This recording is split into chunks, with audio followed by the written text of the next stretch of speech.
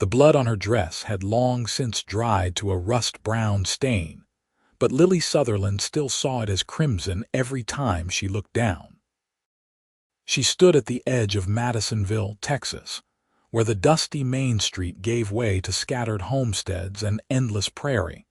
Her carpetbag clutched so tightly her knuckles had gone white. It was August 1873, and the heat shimmered off the hard, packed earth like something alive, but she barely felt it. She barely felt anything anymore. She had walked from the stagecoach depot without speaking to anyone, avoiding eyes that tried to catch hers with questions or curiosity. The town was small enough that a new face drew attention, especially a young woman traveling alone with no husband or family in sight. Lily knew what they would think, what they always thought, but she could not bring herself to care. The world had taken so much from her in the past 3 months that public opinion seemed like a trivial thing, weightless as dust. The boarding house was a 2-story structure with peeling white paint and a sagging porch. A hand-painted sign proclaimed it as Mrs. Henderson's respectable lodgings for ladies. Lily climbed the steps slowly, each one requiring a deliberate effort, as if her body had forgotten how to perform such simple tasks automatically. Mrs. Henderson herself answered the door, a broad-faced woman in her 50s with steel-gray hair pulled back in a severe bun. She looked Lily up and down with the practiced assessment of someone who had seen every type of woman the frontier could produce. "I need a room," Lily said. Her voice came out rougher than she intended, scraped raw from disuse and dust and grief. $3 a week, meals included. No men visitors, no drinking, no loud noises after 9 o'clock. Mrs. Henderson's eyes lingered on the stain on Lily's dress, but she did not ask. "You got the money?" Lily nodded and reached into her bag, producing a small leather purse. She counted out the bills carefully, aware of how little remained. She would need to find work, and soon, though the thought of interacting with people, of pretending to be functional and whole, made her want to curl into herself like a dying flower. The room was small and plain, containing only a narrow bed, a washstand, and a trunk for storage. A single window looked out over the back of the property, where a vegetable garden struggled against the Texas heat. Lily set down her bag and sat on the edge of the bed, her hands folded in her lap, and stared at nothing. She might have sat there for hours or minutes. Time had become elastic and meaningless. Eventually, the angle of the light through the window shifted, and she realized evening was approaching. She should wash, change her dress, do something to mark the passage of time and maintain the rituals of living. Instead, she lay down on top of the quilt, still fully clothed, and closed her eyes. Sleep would not come, but neither did she move. She existed in that gray space between waking and sleeping, where memories played out behind her eyelids with cruel clarity. Her sister's laugh. The sound of breaking glass. The smell of gunpowder. The weight of a body going suddenly, impossibly still in her arms. A knock at the door startled her back to full consciousness. The light had changed completely now. It was fully dark outside. "Supper is in 10 minutes, Mrs. Henderson's voice called through the door. "If you want to eat, you best come down." Lily did not answer, and after a moment she heard footsteps retreating down the hallway. She remained on the bed, listening to the sounds of the house settling around her, voices drifting up from below, the clatter of dishes and silverware. Her stomach was empty, but the thought of food made her feel ill. 3 days passed in much the same way. She left her room only to use the privy behind the house, moving like a ghost through the hallways, avoiding the other boarders. Mrs. Henderson stopped knocking after the second day, though Lily sometimes found a tray of food left outside her door. She would bring it inside and pick at it mechanically, eating just enough to keep her body functioning. On the 4th day, Mrs. Henderson did not knock. She simply opened the door and walked in, carrying a basin of warm water and clean towels. "Enough," the older woman said flatly. "I have seen grief before, girl, and I have let you have your space. But you are starting to smell, and I will not have that in my establishment. You will wash yourself, and you will change that dress, and then you will come downstairs and eat a proper meal." Lily looked at her with dull eyes. "Please, just leave me alone." "No." Mrs. Henderson set down the basin with a decisive thunk. "I lost my husband and 2 sons to fever in the same week 12 years ago. I know what it is to want to die along with them. But you are still breathing, which means you have a choice to make.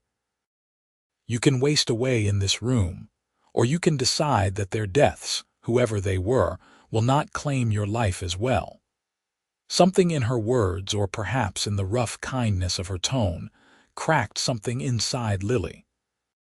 She found herself crying for the first time since it happened, great gasping sobs that shook her entire body. Mrs. Henderson sat beside her on the bed and said nothing, just placed a firm hand on her back and let her weep. When the storm passed, Lily felt hollowed out but somehow lighter. She washed her face in the basin, the water quickly turning gray. Mrs. Henderson left and returned with a plain blue dress. "This was my daughter's," she said. "She married a man from Houston and has no need of it now. You are welcome to it." Lily changed slowly, her fingers clumsy with the buttons. When she looked at herself in the small mirror above the washstand, she barely recognized the woman looking back. Her face was gaunt, her eyes haunted, her dark hair hanging limp and lifeless around her shoulders. She was 22 years old and felt ancient. Downstairs, the dining room held 4 other women, all of whom looked up with undisguised curiosity when Lily entered. Mrs. Henderson introduced them quickly. Miss Porter, a schoolteacher, Mrs. Yates, a widow who worked at the general store, and the Hartley sisters, young women who did laundry and mending. They all murmured polite greetings, but Lily could see the questions in their eyes. The food was simple but well prepared: cornbread, beans, fried pork, and greens. Lily ate slowly, her stomach protesting at first and then accepting the nourishment with something like gratitude. The other women talked among themselves, their conversation washing over her like distant music. "There is a cattle drive coming through next week," Miss Porter was saying. "The town will be full of cowboys with money to spend and nowhere to spend it. Full of trouble, more like," Mrs. Yates said sourly. "The saloon will be loud all night, and there will be fighting in the streets." "Not all cowboys are troublemakers," one of the Hartley sisters protested. "Some are perfectly respectable. Respectable men do not spend months at a time sleeping on the ground and herding cattle," Mrs. Yates countered. The conversation moved on to other topics, and Lily let it flow around her without participating. When the meal ended, she helped clear the dishes, a small gesture toward normalcy, and then retreated back to her room. That night, she slept properly for the first time in weeks, a deep and dreamless sleep that left her feeling slightly more human in the morning. Mrs. Henderson knocked again at breakfast time, and Lily went downstairs without being asked twice. The routine continued for several more days. She began to take short walks around the property, letting the brutal Texas sun beat down on her face and arms. She still did not speak unless spoken to, but she was present, physically occupying space in the world again. On the 10th day after her arrival in Madisonville, Mrs. Henderson approached her after breakfast with a proposition. "The general store needs help," she said. Mrs. Yates spoke to the owner. "It is just stocking shelves and helping customers, nothing complicated. The pay is not much, but it would give you something to do." Lily knew she needed the money. Her savings would not last more than another month. "All right," she said quietly. She started work the next day. The store was dim and crowded with goods, everything from farming equipment to fabric to tinned foods. The owner, Mr. Garrison, was a thin man with nervous hands and a tendency to talk too much. He showed her around the store, explaining where everything was kept and how he liked things organized. The work was tedious but not difficult, and Lily found a strange comfort in its monotony. She stocked shelves, swept floors, and occasionally helped customers find what they needed. She spoke only when necessary, keeping her responses brief and polite. Most people seemed content to leave her alone, perhaps sensing that she was not interested in conversation. The cattle drive arrived on a Friday evening, announced by a cloud of dust visible from miles away, and the distant sound of lowing cattle. Lily was walking back to the boarding house when the first riders came into town, trail-worn men on tired horses, their faces leather brown from sun and wind. She quickened her pace, wanting to be inside before the streets filled with strangers. But as she passed the saloon, a man stumbled out directly into her path. He was drunk, reeking of whiskey, and he grabbed her arm to steady himself. "Well, hello there, pretty lady," he slurred, his grip tight enough to hurt. Lily froze. The touch of his hand on her arm sent a wave of panic through her so intense that for a moment she could not breathe. She was not in Madisonville anymore. She was back in that room with those men, with the smell of whiskey on their breath and violence in their eyes. "Let go," she whispered, but her voice had no force behind it. The man grinned, showing yellowed teeth. "Now, do not be unfriendly. I have been on the trail for 2 months and could use some company." The lady said, "Let go."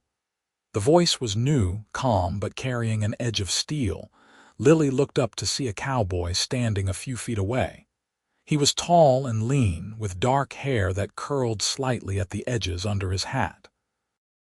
His eyes were a startling blue-green, like creek water in sunlight, and they were fixed on the drunk man with unmistakable intent. The drunk man released Lily's arm and turned to face the newcomer, swaying slightly. "This is not your business, friend. I am making it my business." The cowboy's hand rested casually near his gun belt, not threatening but ready. "The lady wants to be left alone. I suggest you respect that." For a moment, the tension hung in the air like something solid. Then the drunk man spat in the dust and stumbled away, muttering under his breath. Lily stood frozen, her arm still tingling where she had been grabbed. The cowboy turned to her, and she saw concern in his expression. "Are you all right, miss?" he asked. She could not answer. Her breath was coming too fast, her vision narrowing at the edges.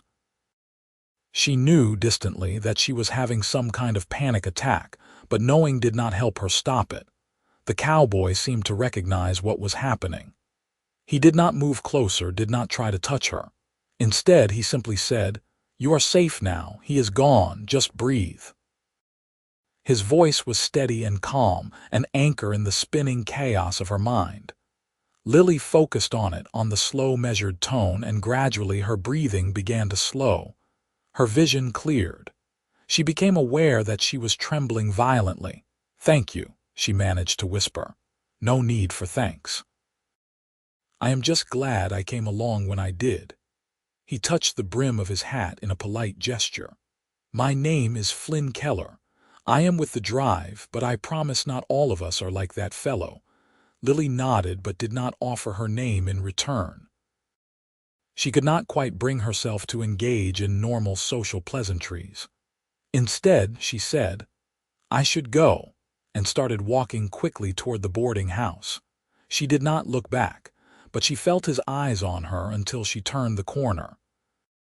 That night, she lay awake for hours, her arm still feeling the phantom pressure of the drunk man's grip. She knew, rationally, that he had not actually hurt her, that Flynn Keller had intervened before anything truly bad could happen. But rationality had little power over the fear that lived in her bones now. the bone-deep knowledge that the world was full of danger and pain, and that she was fundamentally vulnerable to it. She finally fell asleep near dawn and slept through breakfast. Mrs. Henderson did not scold her, just brought a tray to her room with toast and tea. "I heard there was some trouble in town last night," the older woman said carefully, "with one of the drovers. News traveled fast in a small town." Lily nodded, not trusting her voice. "Did he hurt you?" "No." Someone intervened. Lily wrapped her hands around the teacup, seeking its warmth despite the summer heat. "A man named Flynn Keller." Mrs. Henderson's eyebrows rose slightly. "I know the name. He is the trail boss for this drive. That is a position of responsibility. He must be a decent man if the rancher trusts him with that job." Lily said nothing. In her experience, there was no such thing as a decent man, not really. They all wanted something from women, and they were all willing to use force to get it if charm did not work. Flynn Keller might have helped her last night, but that did not make him fundamentally different from any other man. It just meant he was smarter about it, perhaps, or wanted to play the hero. She went to work at the store that afternoon, losing herself in the familiar routine of stocking and organizing. Mr. Garrison was in a good mood, pleased by the increased business the cattle drive had brought to town. The store was busy all day with cowboys buying supplies, tobacco, and small luxuries they had been denied on the trail. Lily stayed in the back as much as possible, avoiding interaction. But late in the afternoon, she was reaching for a box on a high shelf when she heard a familiar voice at the front of the store. "I need a new rope if you have one. Mine frayed through yesterday." It was Flynn Keller. Lily froze, her hand still extended toward the shelf. Mr. Garrison's voice responded. "I have several. What length are you looking for?" Their conversation continued, something about rope diameter and not strength, but Lily was not really listening. She stayed very still, hoping to remain unnoticed until Flynn left. But then Mr. Garrison called out, "Miss Sutherland, could you help this gentleman? I need to help another customer." Lily had no choice but to step forward. Flynn was standing at the counter, his hat in his hands. When he saw her, recognition flickered in his eyes, followed by what looked like genuine pleasure. "It is nice to see you again, miss," he said. "I was hoping you were all right after last night." "I am fine," Lily said shortly. She kept her eyes on the ropes hanging on the wall behind the counter. "What length do you need? 30 feet should do it." He paused, and she could feel him studying her. "I am glad to hear you are fine. I was worried." Lily did not respond to that. She took down a coiled rope and placed it on the counter between them, maintaining as much distance as possible. "This one is good quality. It will hold." Flynn reached for his money, and as he did, his hand came within a few inches of hers on the counter. Lily jerked back as if burned, her heart suddenly hammering. "I am sorry," Flynn said immediately, pulling his hand back as well. "I did not mean to startle you." "You did not startle me." Lily's voice came out sharper than she intended. "That will be 60 cents. Flynn placed the coins carefully on the counter, not attempting to hand them to her directly. "Thank you for your help." He left without saying anything else, though Lily felt his glance back at her as he walked out the door. She spent the rest of the afternoon angry at herself. She had overreacted, made it obvious that something was wrong with her. People would talk. They would speculate and gossip, and the thought of being the subject of town chatter made her want to disappear entirely. But when she returned to the boarding house that evening, no one said anything unusual to her. Mrs. Henderson served dinner as always, and the other women chatted about their days. Lily ate quickly and excused herself to her room. She had been in her room for perhaps an hour when she heard voices outside. Curious despite herself, she moved to the window and looked down at the backyard. Flynn Keller was there, sitting on a wooden crate near Mrs. Henderson's vegetable garden. He was not doing anything in particular, just sitting quietly in the evening light, his hat tipped back on his head. Lily watched him for several minutes, confused. What was he doing there? The boarding house property was not public space, and there was nothing of interest in the backyard. As she watched, Mrs. Henderson came out the back door and approached him. They spoke briefly, their voices too low for Lily to hear, and then Mrs. Henderson went back inside. Flynn remained where he was, sitting peacefully as the light faded and the first stars appeared. Lily was still at the window, puzzled and unnerved when he finally stood and walked away, disappearing into the darkness beyond the property line. The next evening he was back. Same place, same quiet sitting, same departure after an hour or so. On the third evening, Lily's curiosity overcame her caution. She went downstairs and found Mrs. Henderson in the kitchen. "Why is that man in your backyard?" she asked without preamble. Mrs. Henderson looked up from the dishes she was washing. "Mr. Keller, he asked my permission to sit there. Said he wanted to be nearby in case there was any trouble, what with all the cowboys in town. He has been very polite about it." Nearby to what? But Lily already knew the answer. Mrs. Henderson gave her a knowing look. "Nearby to you, I expect. He seems to think you need looking after." "I do not need looking after," Lily said sharply. "I need to be left alone." "Have you told him that?" Lily hesitated. "I have not spoken to him." "Well then, perhaps you should. The man is spending his free time sitting in my vegetable garden. The least you could do is tell him directly if you want him to stop." Lily went back upstairs, frustrated and unsettled. She did not want Flynn Keller's protection. She did not want anything from him or any man. The very idea of someone watching over her, even from a distance, made her feel trapped and exposed. But that evening she found herself at the window again, looking down at where he sat. He had positioned himself carefully, she realized. Far enough from the house to not be intrusive, close enough to respond if there was trouble. He was not watching the house. He seemed to be watching the street beyond, keeping a casual eye on the comings and goings of the town. She pushed open the window. The summer night air flowed in, bringing the smell of dust and dry grass. "You do not need to be here," she called down. Flynn looked up, and even in the dimming light she could see his slight smile. "I know I do not need to be, but I would like to be if it is all right with you and Mrs. Henderson." "Why?" He was quiet for a moment, as if choosing his words carefully. "Because you looked scared the other night. Because I have a sister, and I would hope someone would look out for her if she was in a strange town alone. Because it costs me nothing to sit here for a while." "I did not ask for your help." "No, you did not, but I am offering it anyway." He leaned back against the fence behind him, relaxed and easy. "You do not have to talk to me. You do not have to acknowledge me at all if you do not want to. I will just be here and then I will leave. That is all." Lily did not know what to say to that. Part of her wanted to order him to go away, to never come back. But another part, a part she barely wanted to acknowledge, felt something like relief at his presence. She hated that she felt relief. She hated that fear had made her into someone who needed protection. "Do not come any closer to the house," she finally said.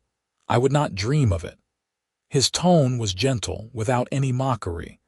Lily closed the window and stepped back, her heart beating too fast.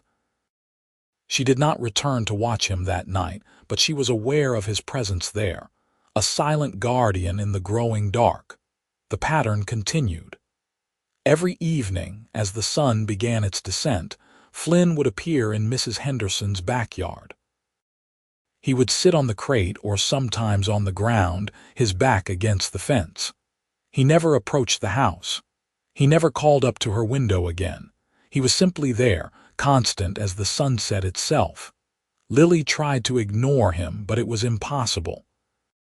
She found herself watching him from her window, studying this man who had appointed himself her protector for reasons she could not fully understand. She watched the way he moved, economical and sure. She watched the way he touched his hat to Mrs. Henderson when the older woman occasionally brought him a cup of coffee. She watched how other men, cowboys from the drive, would sometimes approach him, and how he would speak to them briefly and send them on their way. On the fifth evening, she opened her window again. She did not plan to speak, but the silence felt too heavy.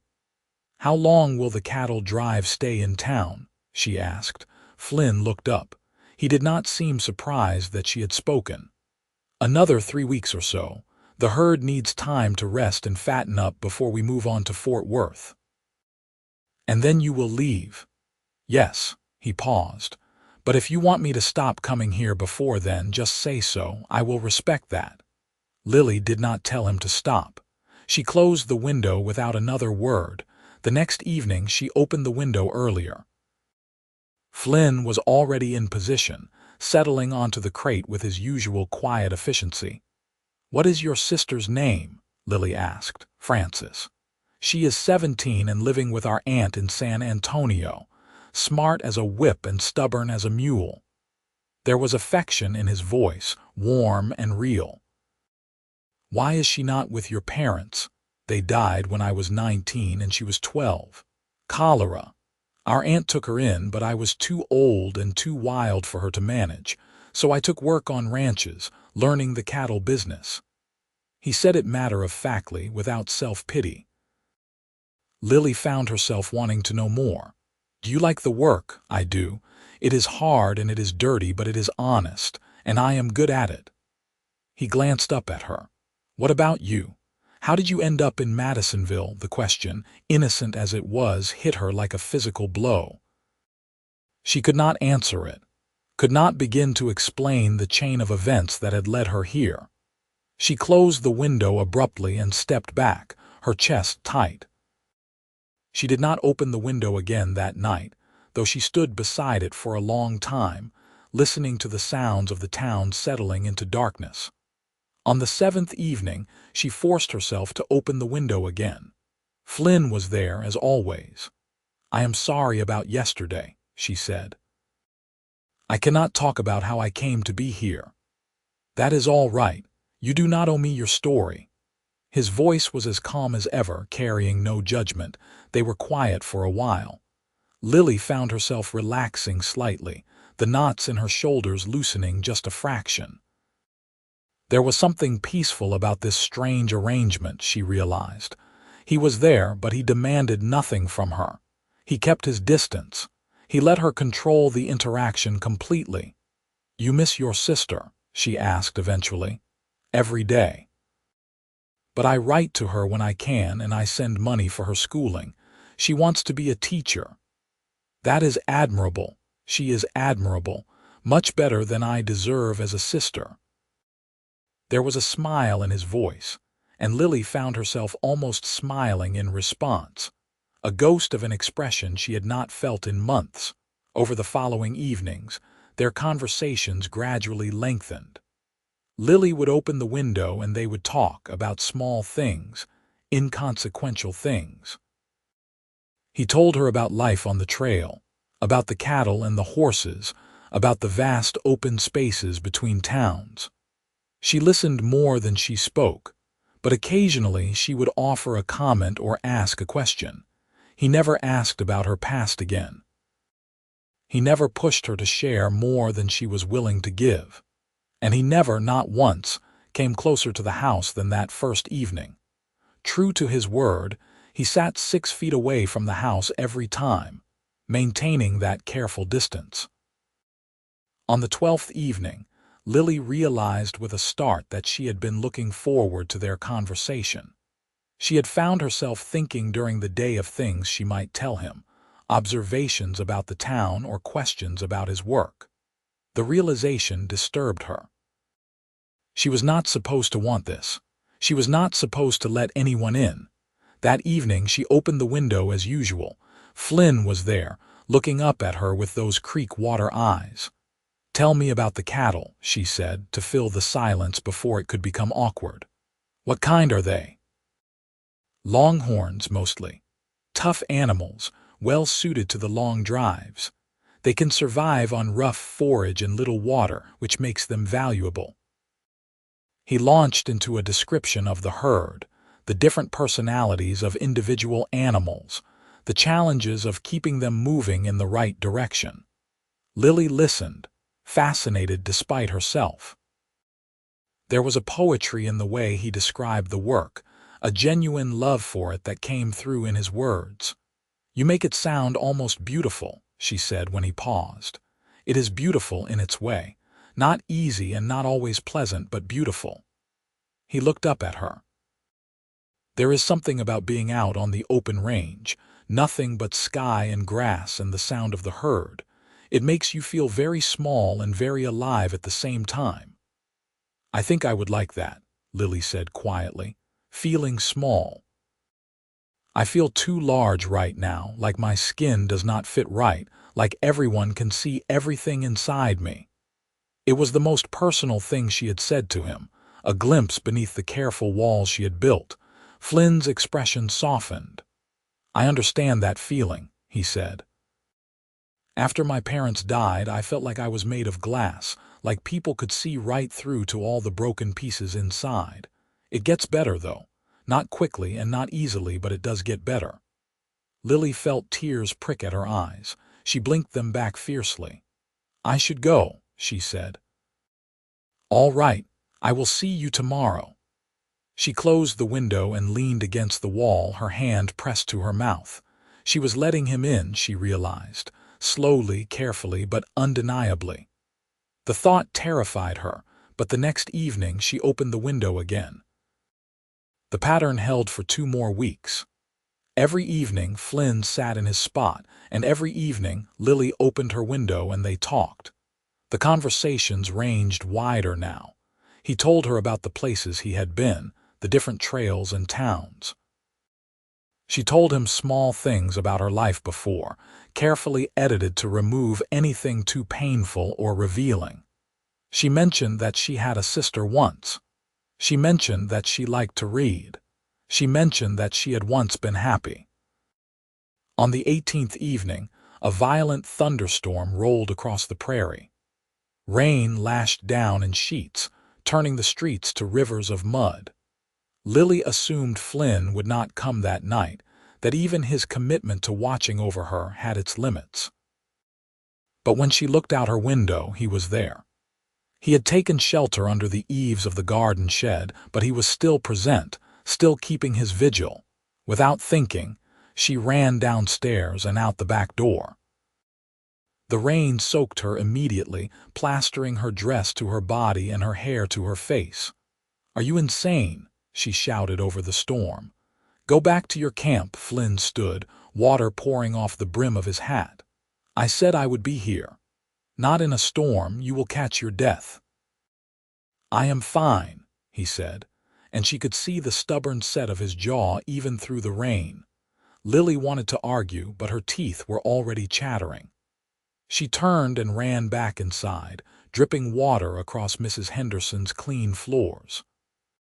She grabbed a blanket from the parlor and ran back out, thrusting it toward Flynn.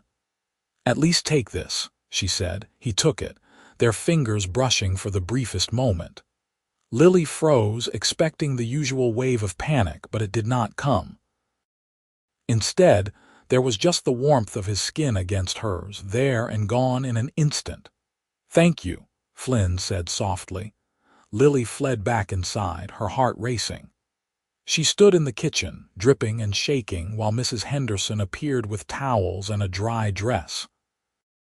"That man is either very dedicated or very foolish," the older woman said, but there was a smile in her voice. "Both, I think," Lily said, and found herself smiling too.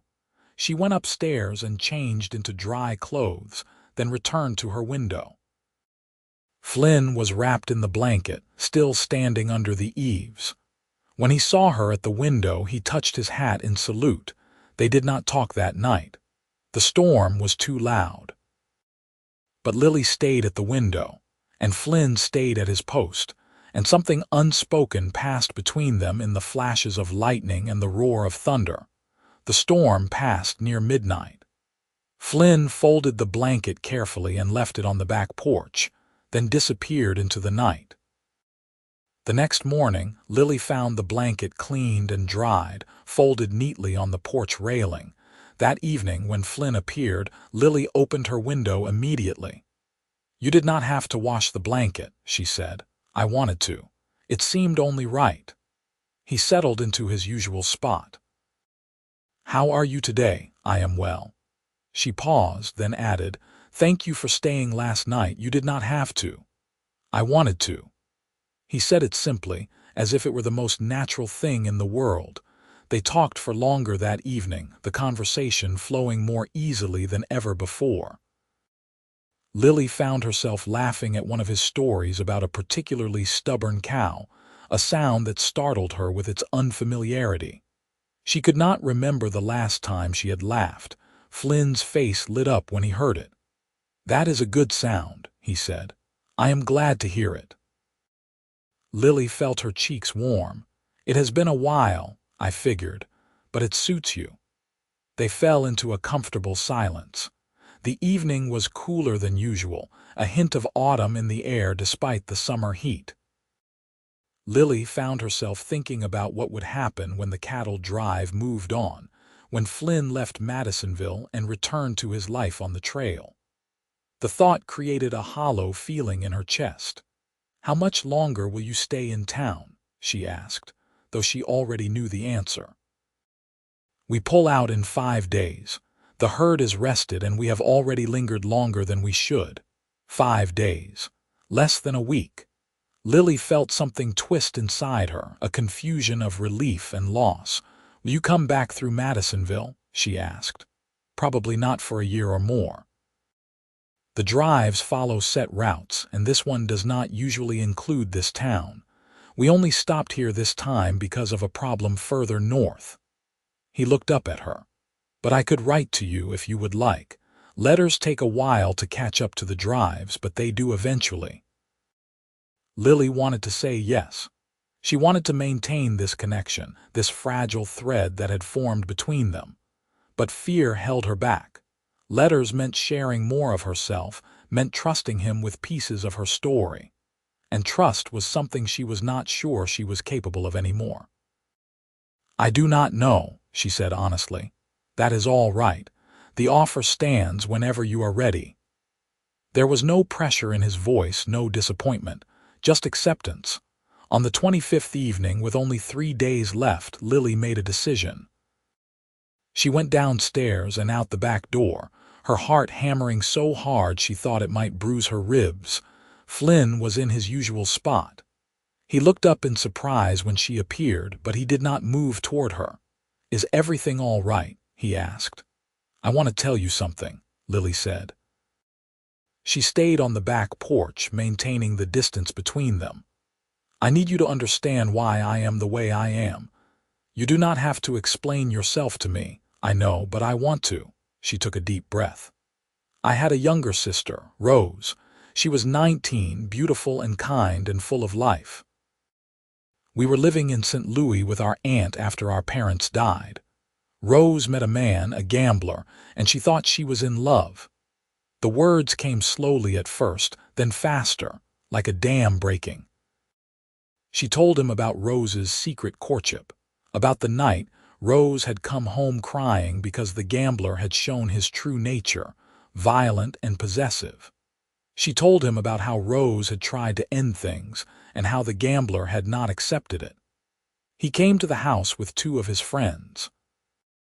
They had been drinking. They forced their way in. Lily's voice was flat now, drained of emotion. "I was in the kitchen. I heard Rose screaming. By the time I got to her room, they were already hurting her. I tried to stop them. One of them hit me and I fell. And then there was a gunshot." She could see it all so clearly, as if it were happening again. The smoke, the sudden silence, Rose on the floor, blood spreading across her dress. The gambler shot her. I do not think he meant to. I think he was just trying to scare her, to control her, but his hand slipped or his judgment was too clouded. She died in my arms. Lily's voice cracked. The men ran. Someone called the sheriff, but it was too late. Flynn had gone very still, his expression a mixture of horror and compassion. They caught the gambler eventually, Lily continued, but his friends were never found, and I could not stay in St. Louis. Everything there reminded me of Rose, of what had been done to her. So I took what little money we had and bought a stage coach ticket as far as it would take me. That is how I ended up here. She fell silent, exhausted by the telling. For a long moment neither of them spoke. Then Flynn said very gently, "I am so sorry. No one should have to endure that." "I dream about it every night," Lily said.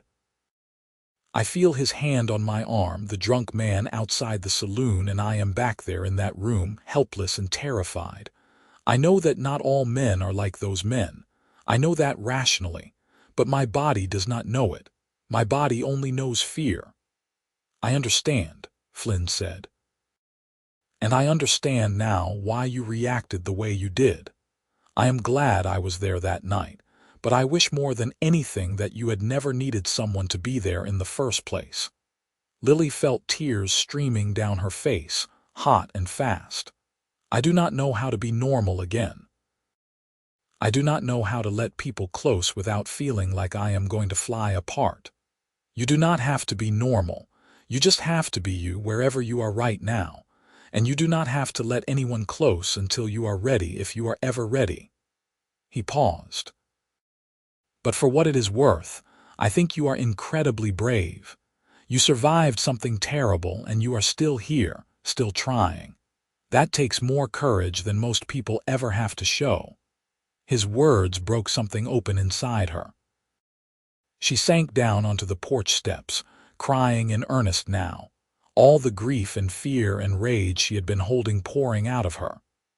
Flynn stayed where he was, giving her space, but his presence was a comfort even in her grief. When the storm passed, Lily felt wrung out but somehow lighter. She wiped her eyes with the hem of her dress and looked across the yard at Flynn. "Thank you," she said, "for listening, for not trying to fix it or tell me it will be all right." "It will be all right eventually," Flynn said, "but not because I said so. Because you will make it all right one day at a time." Lily stood slowly. "I should go in. All right, I will see you tomorrow." She went inside and upstairs to her room, where she slept more peacefully than she had in months. The next evening, Lily felt self-conscious about what she had revealed. But when Flynn appeared at his usual time and greeted her with his usual gentle smile, the awkwardness faded. They talked about other things, easier things, and the conversation felt natural again. On the 27th evening, Flynn's second to last night in Madisonville, Lily asked him about his plans for the future. "You want to be a trail boss forever?" "No," he said. "Eventually, I would like to have my own ranch, a small operation where I can raise horses and cattle. Nothing fancy, just enough to make a living and have a piece of land to call my own." He looked up at her. "What about you? What do you want?" Lily had not thought about her own future in a long time. She had been too focused on simply surviving each day. But now, prompted by his question, she found herself considering it. "I would like to feel safe," she said slowly. "Not just physically, but emotionally. I would like to trust people again. I would like to wake up and not immediately remember the worst day of my life." She paused. "And I would like to teach, maybe. I always enjoyed helping Rose with her lessons. I think I would be good at it." "I think you would be too. You have a way of explaining things clearly. I have noticed it when you help customers at the store." Lily was surprised. "You have been watching me at the store." "Not in a creeping way," Flynn said quickly. "Just when I have been in there. You are patient with people even when they are difficult. That is a valuable quality." They talked for another hour, until the stars were bright overhead and the night had grown cool.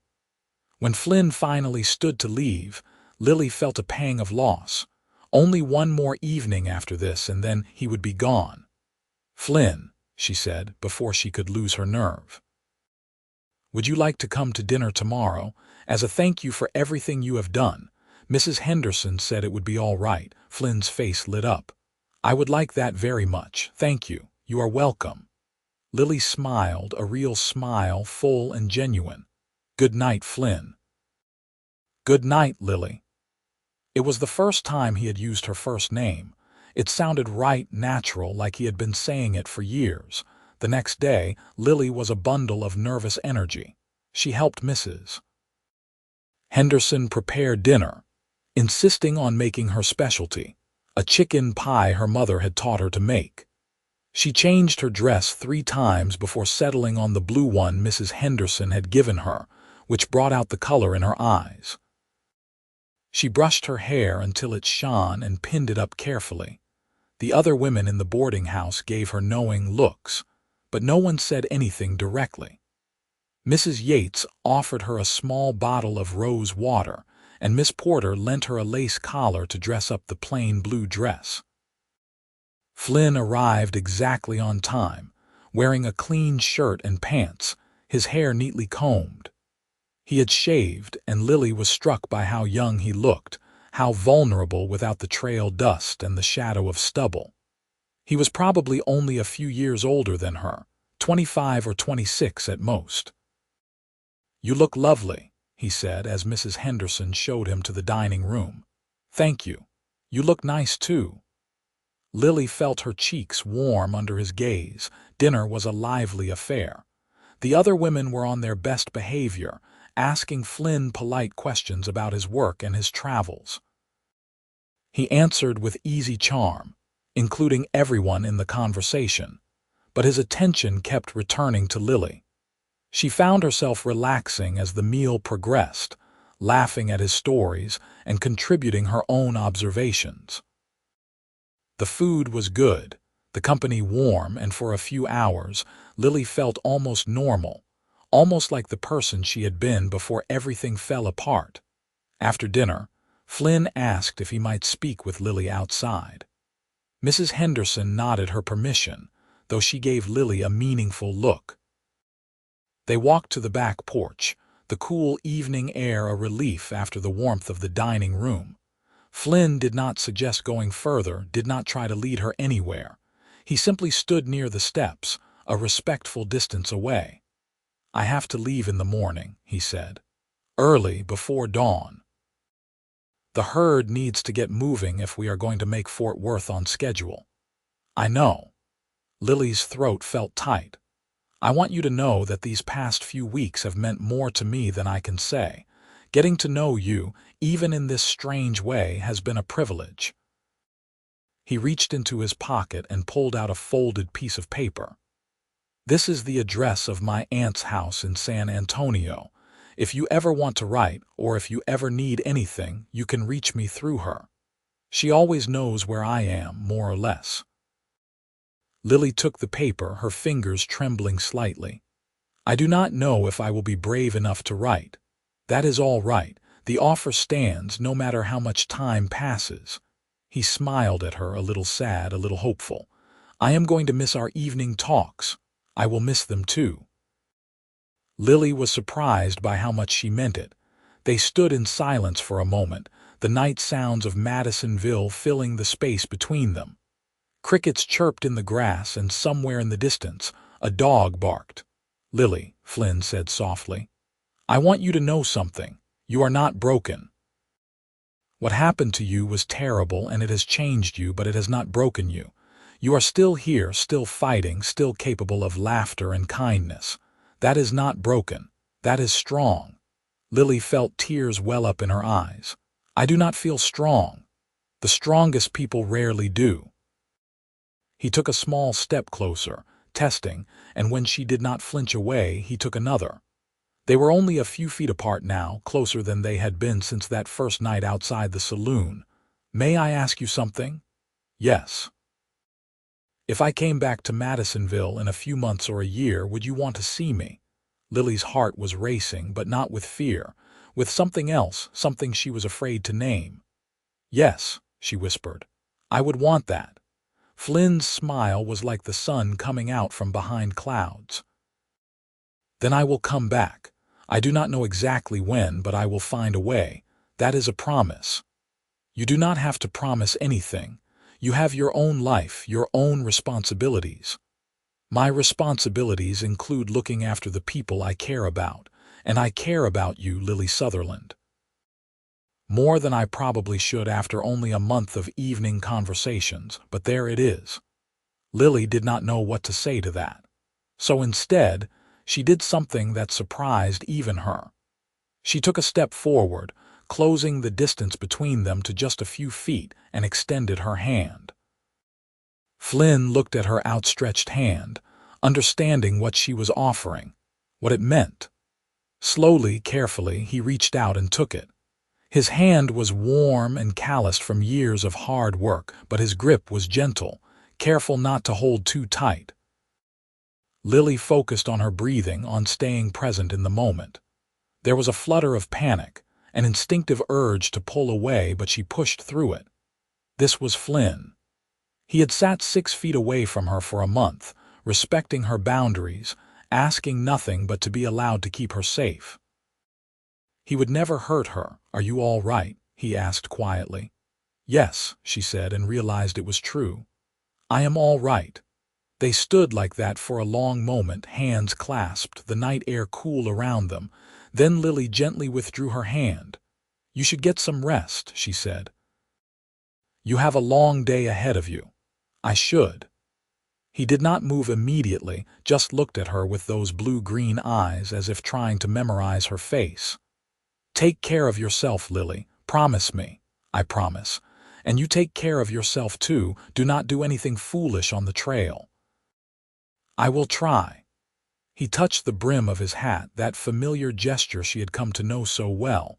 "Until we meet again." "Until then." Lily watched him walk away, his figure disappearing into the darkness. She stood on the porch long after he was gone, her hand still warm from his touch.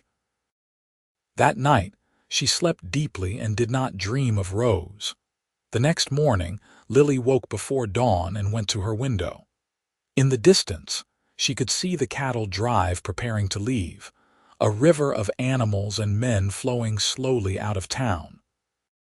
She could not pick out Flynn from this distance, but she knew he was there, leading his herd toward the next destination. She pressed her hand against the window glass, a silent goodbye, and hoped somehow he knew she was there, watching him go. The days after Flynn's departure felt strange and empty.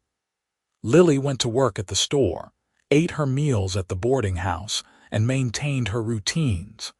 But the evenings felt wrong without his presence in the backyard, without the comfort of their conversations. Mrs. Henderson noticed her melancholy. "He was a good man," she said one evening as they cleaned up after dinner. "He was," Lily agreed. "Are you going to write to him?" "I do not know. Maybe." "Maybe is better than no," Mrs. Henderson said wisely. 2 weeks passed. Lily found herself thinking about Flynn constantly, remembering things he had said, the way he had smiled, the patience he had shown. She took out the paper with his aunt's address and stared at it, wondering what she would even say in a letter. Then, one afternoon, Mr. Garrison handed her an envelope that had arrived with the mail delivery. "This came for you," he said, curiosity plain on his face. Lily took it with trembling hands. The return address was from San Antonio. Her heart leaped into her throat as she carefully opened it. The letter inside was written in a neat, masculine hand. "Dear Lily, I hope this letter finds you well. We have been on the trail for 2 weeks now, and I find myself thinking of Madisonville often, or rather, thinking of you often. The evenings feel strange without our talks. I find myself looking toward where you would be and remembering the sound of your voice. I want you to know that I meant what I said. I am planning to return to Madisonville as soon as I can arrange it.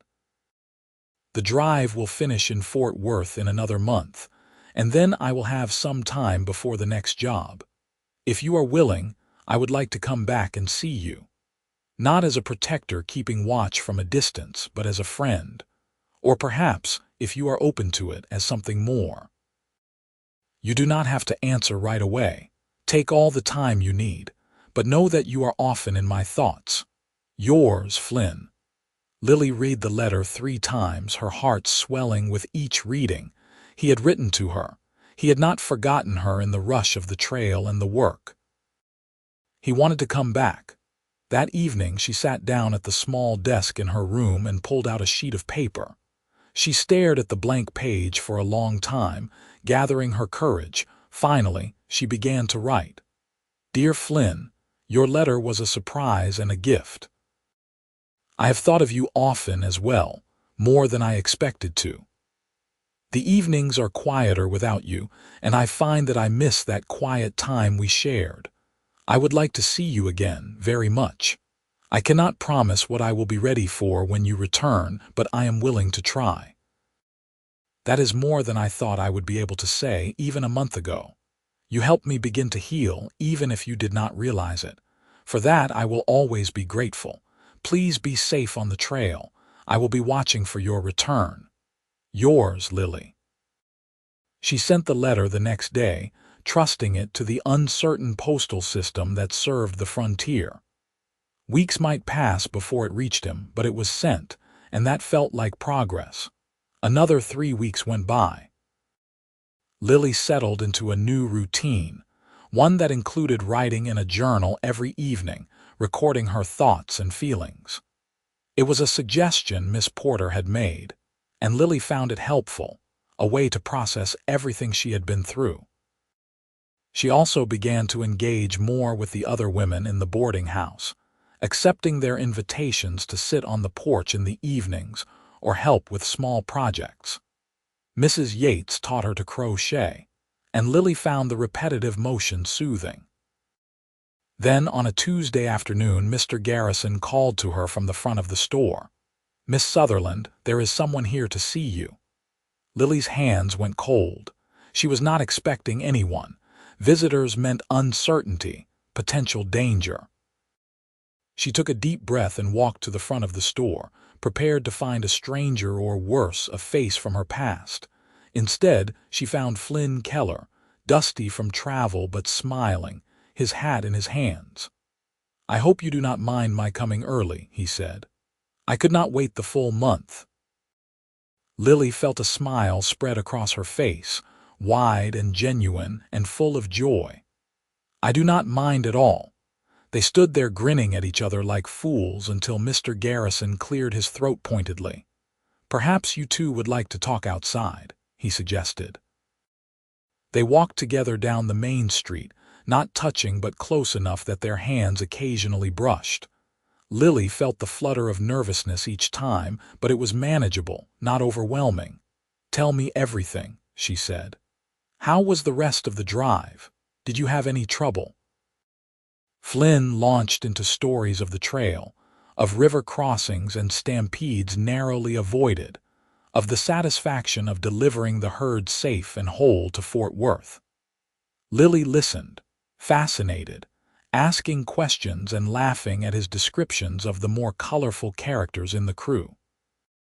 They walked all the way to the edge of town and back, talking continuously.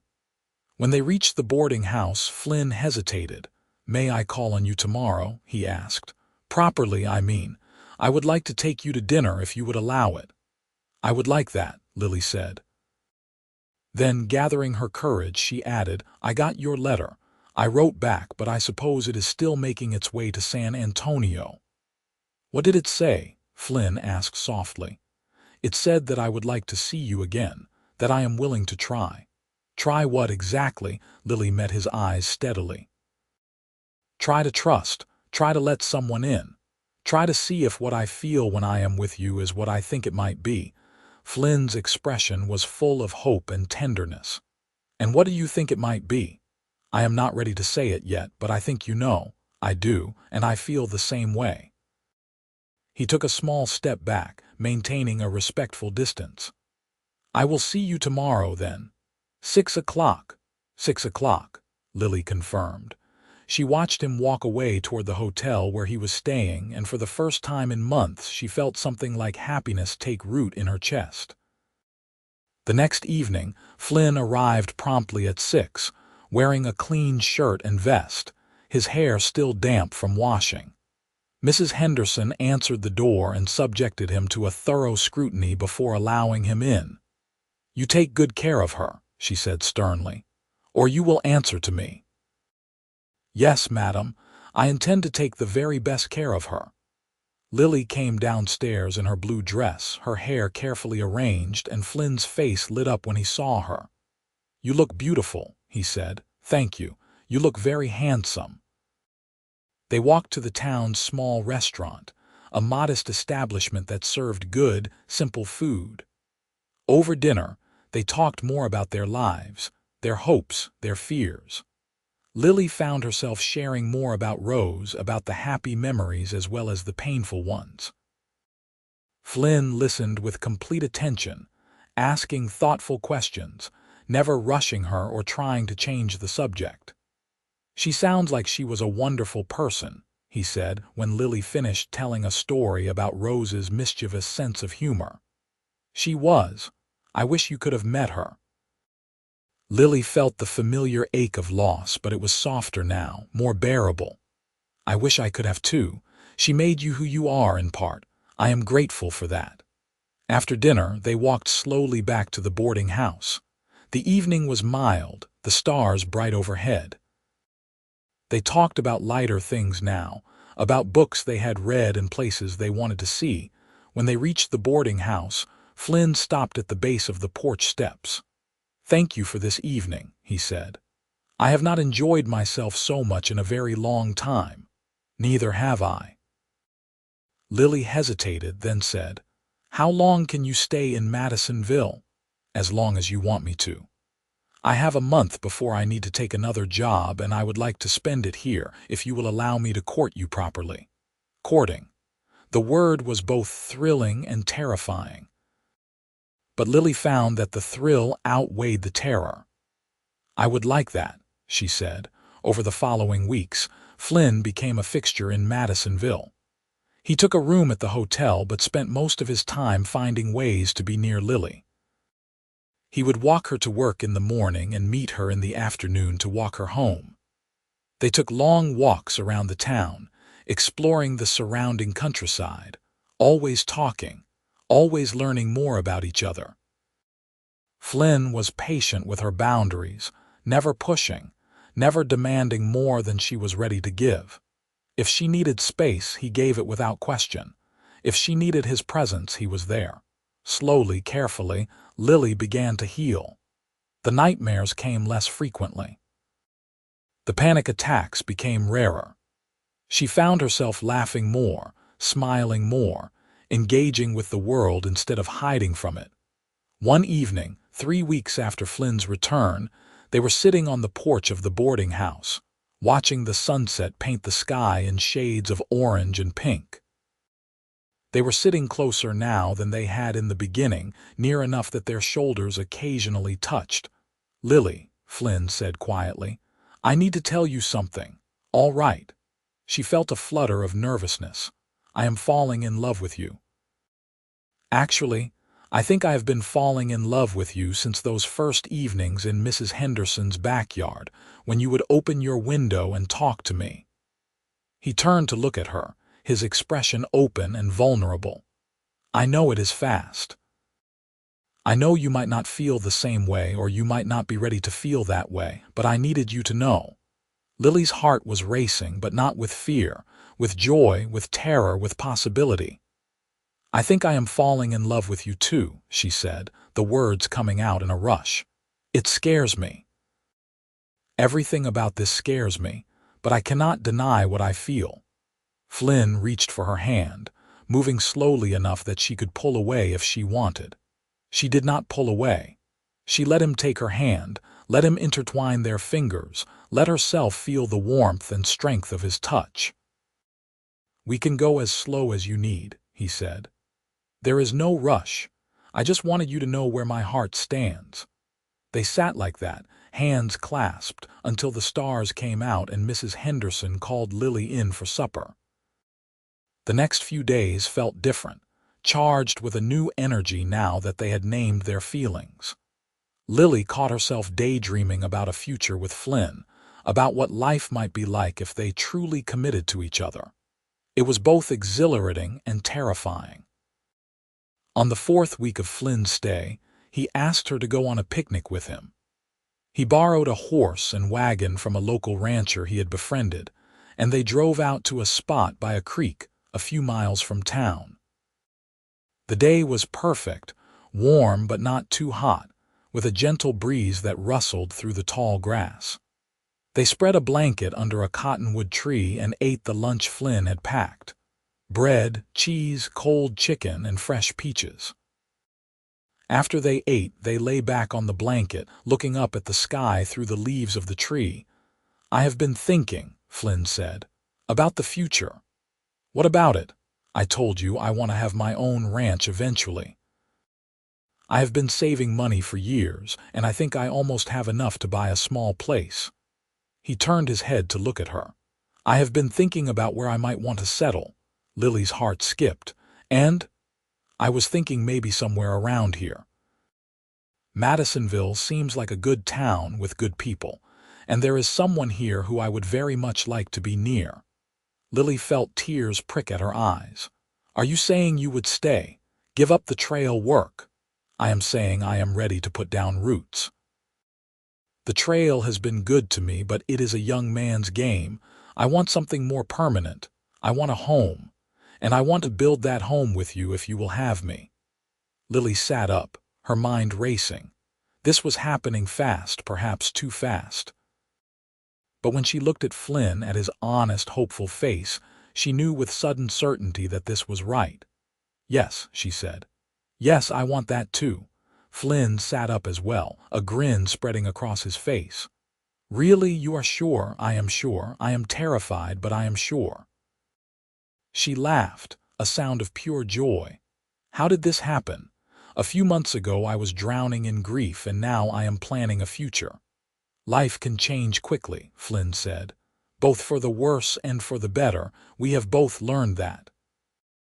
He reached for her, moving slowly, telegraphing his intentions. Lily leaned in, meeting him halfway. Their lips touched gently, a soft kiss that held all the promise of everything they might become together. When they pulled apart, Lily was crying, but they were happy tears. "I love you," she said. "I really do." "I love you too," Flynn replied. "And I promise you, Lily Sutherland, I will spend the rest of my life proving that you can trust that love." They stayed by the creek until the sun began to set, talking about their plans, their dreams, their hopes for the future.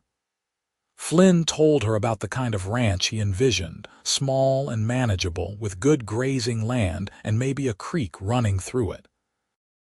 Lily told him about her dream of teaching, of helping children learn and grow. "We could do both," Flynn said. "Run the ranch and you could teach in town, or maybe even teach at the ranch if other families settle nearby." "That sounds perfect," Lily said, and meant it. They drove back to town as the first stars appeared, Lily leaning against Flynn's shoulder, feeling more at peace than she had in years. The next week, Flynn began looking at properties for sale in the area. There were several small ranches available, and he inspected them carefully, sometimes bringing Lily along to get her opinion. She loved seeing him in his element, discussing water rights and grazing land, his expertise and passion evident in every word. They finally settled on a property about 5 miles from Madisonville, 200 acres with a small creek, a modest house that needed some work, and a barn that was structurally sound. Flynn negotiated a fair price and began the process of purchasing it. Meanwhile, Lily gave notice at the general store and began planning for a future she had never imagined she would have. Mrs. Henderson was thrilled for her, though she would miss having Lily as a boarder. "You have come so far," the older woman said one evening. When you first arrived here, I was not sure you would make it. Now look at you. You are glowing with happiness." "I owe a lot of that to you," Lily said. "You were kind when I needed kindness. You gave me space when I needed space. Thank you, Mrs." Henderson waved off the thanks, but Lily could see she was pleased. Flynn and Lily were married in late October, in a simple ceremony at the small church in Madisonville. Frances, Flynn's sister, made the journey from San Antonio to attend, and Lily liked her immediately. She was bright and funny and clearly adored her brother. "I am so glad he found you," Frances told Lily the night before the wedding. "He has been alone for so long, always putting me first. He deserves to be happy." "So do you," Lily said. "So do I, so do all of us." The wedding was small but lovely. Lily wore a new dress that Mrs. Henderson and the other women had helped her make, a soft cream color with lace at the collar and cuffs. Flynn wore his best suit, and he could not stop smiling the entire day. When the minister pronounced them husband and wife, Flynn kissed Lily gently, mindful even in his joy of her boundaries. But Lily surprised him by deepening the kiss, her arms going around his neck, holding him close. The small congregation cheered, and Lily felt something inside her finally, fully settle. She was safe. She was loved. She was home. They moved into the ranch house the next week. It was small and needed work, but they tackled the repairs together, Flynn teaching Lily about fixing leaky roofs and patching walls, Lily making the house feel like a home with curtains and rugs and small touches of beauty. The work was hard, but they were happy. They fell into an easy rhythm, Flynn managing the small herd of cattle and horses he had purchased, Lily keeping the house and helping with the ranch work when an extra pair of hands was needed. In the evenings, they would sit on their porch and watch the sunset, just as they had in Mrs. Henderson's backyard, but now they sat close together, Lily leaning into Flynn's embrace, his arms around her. "Remember when I had to sit 6 feet away?" Flynn said one evening, amusement in his voice. "I remember. You were so patient with me. You were worth the patience." "You are worth everything." He kissed the top of her head. "I would sit 6 feet away every evening for 100 years if that was what you needed." "I do not need that anymore," Lily said, tilting her face up to kiss him properly. "I need you close, always close." Winter came, cold and harsh, but the ranch house was snug and warm. Flynn had stacked plenty of firewood, and Lily had put up preserves and dried goods to see them through. They spent the long evenings reading together or playing cards, talking about everything and nothing, building a life word by word, day by day. In the spring, Lily discovered she was pregnant. The news filled her with a complex mix of joy and fear. She had not thought much about children, about bringing a new life into a world that had shown her so much cruelty. But Flynn was overjoyed, and his joy was contagious. He fussed over her constantly, making sure she did not overwork herself, bringing her small gifts to make her smile. "I am not fragile," Lily protested one day when he insisted she rest instead of helping with the garden. "I know you are not fragile. You are the strongest person I know, but you are carrying our child, and I want to make sure you are both taken care of." He knelt beside her chair and took her hand. "I am going to be a father. It still does not feel real." "It does not feel real to me either," Lily admitted. "But I am glad, scared but glad." "We will figure it out together," Flynn said, "just like we figure out everything else." The pregnancy was not easy. Lily was often ill in the first few months, and she worried constantly about what kind of mother she would be, whether the trauma she had experienced would somehow damage her ability to love and care for a child.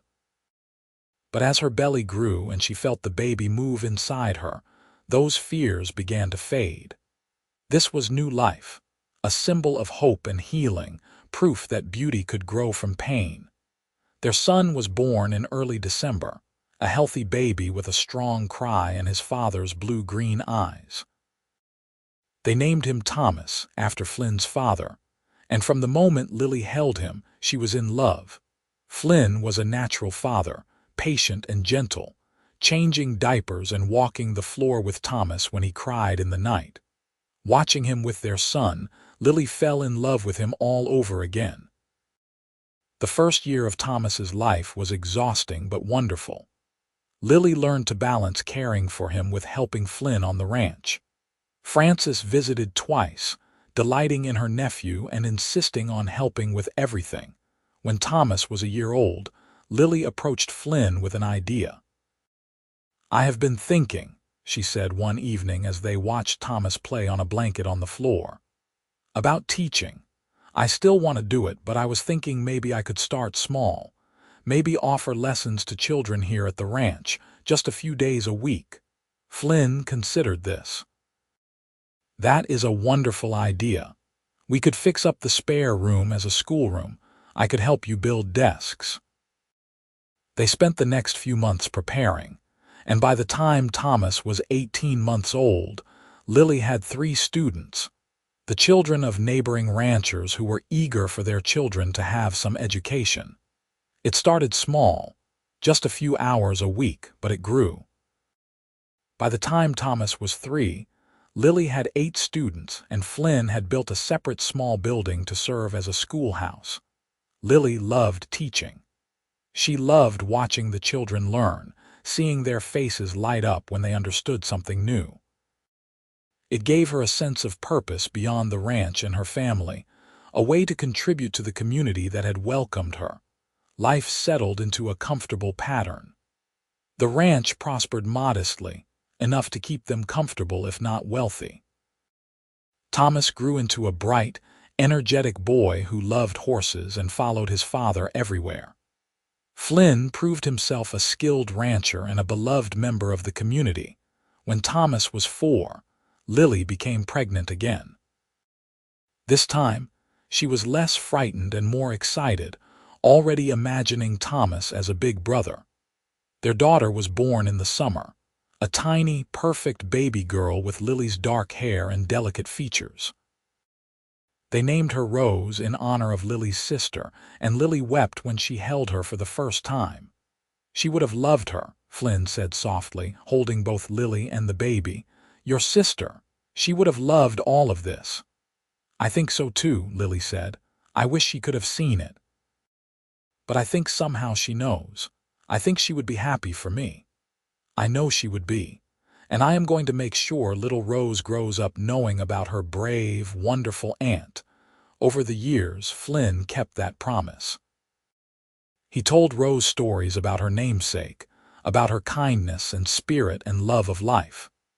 Lily added her own memories, and Rose grew up knowing she was named for someone special. The children brought new life and energy to the ranch. Thomas was responsible and serious, already showing signs of his father's steady nature. Rose was wild and joyful, full of laughter and mischief, and she kept everyone on their toes. Lily's school continued to grow. By the time Thomas was 10 and Rose was 6, she had 15 students and had earned a reputation as an excellent teacher. Parents from as far as 15 miles away brought their children to learn from her. Flynn expanded the ranch slowly and carefully, never overextending, always thinking of his family first. He was respected in the community, known as a fair man and a good neighbor. On their 10th wedding anniversary, Flynn took Lily back to the creek where they had picnicked all those years ago. They left the children with Frances, who was visiting again, and spent the afternoon alone together. "You remember what I said to you here?" Flynn asked as they sat on a blanket under the same cottonwood tree. "You said you wanted to build a home with me.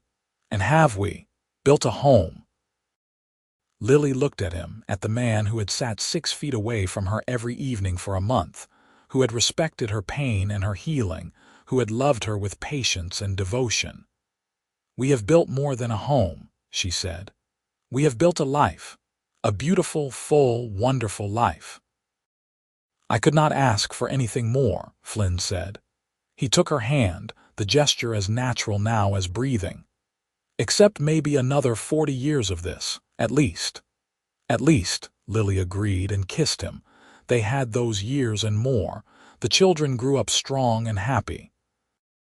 Thomas eventually took over the ranch, running it with the same careful attention his father had shown. Rose became a teacher herself, following in her mother's footsteps, opening a larger school in Madisonville proper. Flynn and Lily grew old together on the ranch, their hair turning gray, their hands becoming weathered with work. But their love never wavered, never faded. If anything, it deepened, becoming richer and more precious with each passing year. On quiet evenings, they would sit on their porch, Lily in her rocking chair, Flynn in his, and remember how it all began.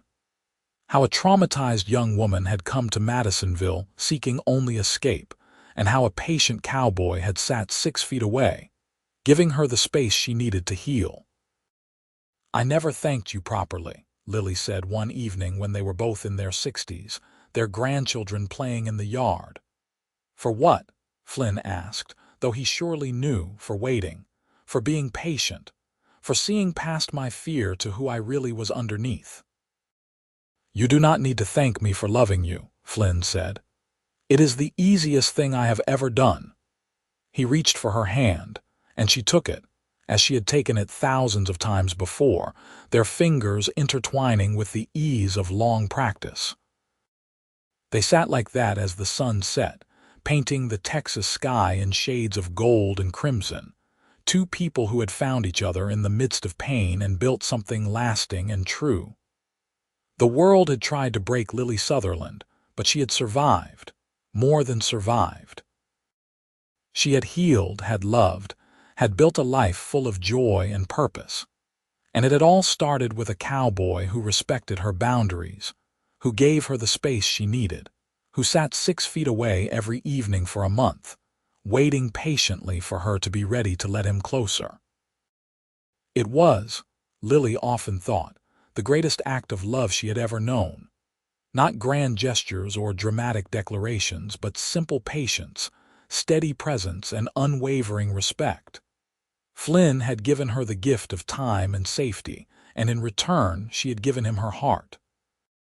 Years later, when Lily was 75 and Flynn 78, they celebrated their 52nd anniversary surrounded by their children, grandchildren, and even a few great-grandchildren. The ranch house had been expanded over the years, but the original structure remained, a testament to where they had started. Thomas gave a toast, his voice thick with emotion. "To our parents who showed us what real love looks like, who proved that patience and respect are the foundations of everything good. We are who we are because of you." Rose added her own words, tears streaming down her face. "You taught us that healing is possible, that love can grow even in the hardest soil. Thank you for everything." Lily looked around at the faces of her family, at the life she and Flynn had created together, and felt overwhelmed with gratitude. She thought of her sister Rose, of the young woman she herself had been, broken and afraid, stepping off that stagecoach in Madisonville all those years ago. If she could go back and tell that young woman what was waiting for her, she would say, "Hold on. Keep breathing. A cowboy is coming who will sit 6 feet away and wait for you to be ready, and when you are ready, he will give you the world." Flynn squeezed her hand and she squeezed back, a simple gesture that held 52 years of love and partnership. "What are you thinking about?" he asked quietly, his voice carrying the roughness of age but still full of warmth. "I am thinking about how lucky I am, how lucky we are." "The luckiest," Flynn agreed. "Though I would argue it was not just luck, it was choice. You chose to heal, you chose to trust, you chose to love. That took courage." "We both chose," Lily said. "Every day for 52 years we chose each other. That is what made it work." They stayed at the party for another hour, surrounded by love and laughter, before retreating to their bedroom, tired but happy. They lay in bed together, Lily's head on Flynn's shoulder, his arm around her, the same way they had lain together thousands of nights before. "I love you," Lily said into the darkness. "I will love you forever." "Forever is not long enough," Flynn replied and kissed her forehead, "but it will have to do." They fell asleep like that. Two souls who had found each other against all odds, who had built something beautiful from the ashes of pain, who had proven that love, real love, was worth waiting for, worth fighting for, worth everything. The ranch continued to thrive for generations, passed down through the family. The small schoolhouse Lily had started grew into a larger institution, educating hundreds of children over the decades. The community that had welcomed a broken young woman and a patient cowboy flourished, becoming a place known for its kindness and strength. And always, the story was told of how it began. Of a young woman who whispered, "Don't touch me," and a cowboy who respected that boundary, who sat 6 feet away every evening for a month, who waited with infinite patience for her to be ready. It became a legend in Madisonville, a story parents told their children about respect and love and the power of patience. It was embroidered and romanticized over time, as stories often are, but the core truth remained unchanged. Two people, damaged by life, found each other at exactly the right moment. One needed space and safety. The other gave it freely, asking nothing in return. And from that foundation of respect and patience grew a love that lasted a lifetime, that changed a community, that proved healing was possible even after the deepest wounds. Lily and Flynn lived into their 80s, a remarkable feat for their time and place. They died within a few months of each other, Flynn first, and then Lily, as if she had been waiting just long enough to make sure everything was in order before following him. They were buried side by side on a hill overlooking their ranch, under a cottonwood tree Flynn had planted the year they were married. Their headstones were simple, marked only with their names, dates, and a single inscription chosen by their children. They chose each other every day. The ranch house still stands, preserved by the family as a reminder of where it all began. Visitors sometimes come to see it, drawn by the legend, by the story of the cowboy and the traumatized woman who found healing and love together. If you stand very still on the porch of that house in the evening, some people swear you can still feel their presence. The quiet contentment of two people who beat the odds, who proved that the worst moments of life do not have to define us, who showed that with patience and love, anything is possible. And on particularly clear nights, when the stars are bright and the air is still, you might imagine you can see them.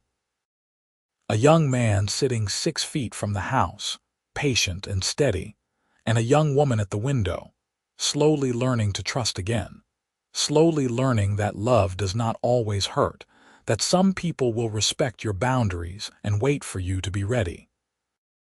It is a vision of hope, a reminder that healing takes time, that real love is patient, that the distance we need today might become the closeness we cherish tomorrow. 6 feet away became side by side, became intertwined for a lifetime. That is the legacy of Lily Sutherland and Flynn Keller, the gift they left to everyone who hears their story. The knowledge that no matter how broken we feel, no matter how much fear we carry, there is always the possibility of healing.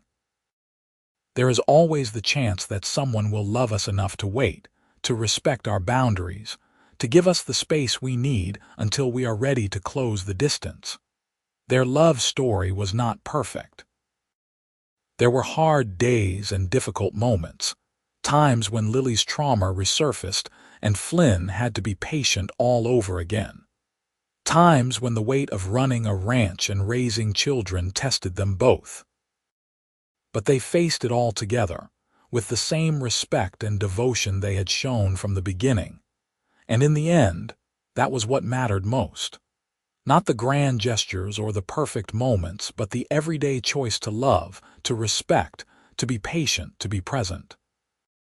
The choice to sit 6 feet away when distance was needed, and to pull close when closeness was wanted. The choice to honor boundaries and also to push gently against them when the time was right, helping each other grow and heal and become more than they could have been alone. This is the story that Madisonville tells, generation after generation. The story of the cowboy who sat 6 feet away every evening for a month, and the woman who learned to trust again. The story of patience and respect and love that endured. The story of 2 people who proved that the best things in life are worth waiting for, and that healing is always possible, as long as we have the courage to try and the grace to give each other time and space to become whole. Their story ended, as all stories must, but their legacy lived on in their children and grandchildren, in the students Lily taught, in the community they helped build, in everyone who ever heard their tale and thought maybe, just maybe, they too could overcome their pain and find love on the other side. And somewhere, perhaps, Lily and Flynn sit together still, no longer 6 feet apart but side by side, hands clasped, watching over the legacy they built with patience, respect, and a love that time could never diminish. They are at peace, together as they always were, proof that the greatest love stories are not the ones that come easily, but the ones that are earned through patience, built through respect, and sustained through choosing each other every single day for a lifetime and beyond.